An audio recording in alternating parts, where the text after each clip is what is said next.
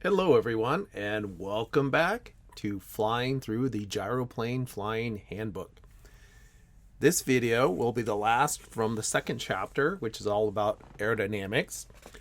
And in particular, what we're going to cover is stability.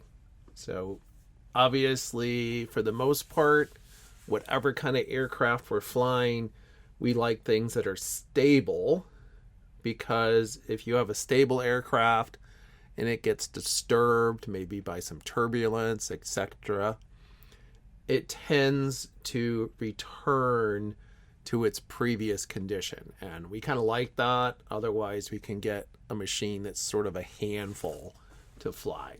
So when it comes to a gyroplane, there's a lot of things that contribute to the stability, such as, does it have a horizontal stabilizer? Most modern gyros do. Where is the fuselage drag relative to the center of gravity? And also, what's the inertia moment around the pitch axis? Another factor is the vertical location of the CG. Now, that is kind of a critical one in many gyros. So we're going to talk a little bit about how all this stuff works, and then we'll try to do a little bit of flying in the sim and a couple of different model gyros. It's a nice day for it. It's very windy up here in Pennsylvania today. Many aircraft, as I said, will have a horizontal stabilizer, and that's going to help you with that longitudinal stability. That's your pitch stability.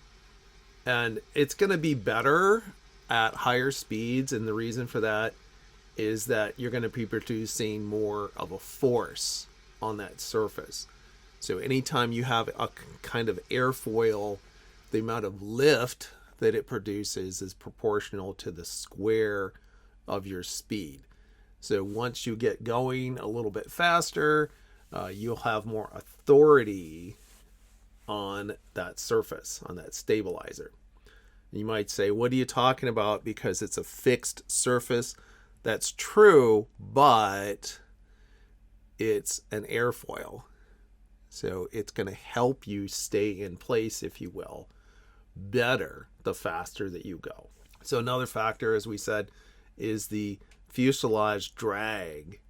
Where's that center of pressure? And is it behind the CG? If it's behind the CG, then it tends to make your gyro more stable. And that's especially true if you have, if you're looking at the yaw axis. Can I, turn this thing around nice and sharply? Which is a cool thing that gyros can do that few other aircraft can. We need to have some balance, and we'll see that some of the gyros out there in some ways might even be a little bit too stable. Other things, we got pitch inertia. And what's that all about? Well, basically it says that if I have my center of gravity, and I can move my weights out further away from that, I can distribute them farther out, that's going to result in a more stable machine. It's kind of like the tightrope walker that has the long pole. It helps them to balance better. Similarly, if you have a longer fuselage in your gyro, it's going to make it inherently a little bit more stable. That's one reason why, if you look at some of these gyros, they're really tightly coupled. It's just very short. There's not a lot of distance from the front of it to the tail, and it does make it a little bit more challenging to fly. And then, of course, we have our propeller thrust line. Is it above the CG or below it? So if you look at this picture here, they talk a little bit about what they call low profile machine. So a low profile machine has the CG below the propeller thrust line. These are subject to a problem that's called power pushover, where if you increase the power, it rotates around the CG and it shoves the nose down, which isn't exactly what you would like. And one solution to that is what's called a high profile machine, where the CG is now above or at the thrust line. So now when I change my power, it doesn't really affect anything, or it doesn't affect it much.